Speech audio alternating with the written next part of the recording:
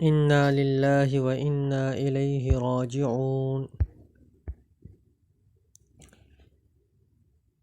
امیر جمعیت علماء اسلام اسلام آباد مولانا عبدالمجید ہزاروی صاحب دامت برکاتہم العالیہ کی ہمشیرہ حافظ راشد یوسف صاحب کی والدہ اور پیر عبدالرشید ہزاروی صاحب چاکرا والے کے چچا زاد بہن حافظ زبیر زرین صاحب کی خالہ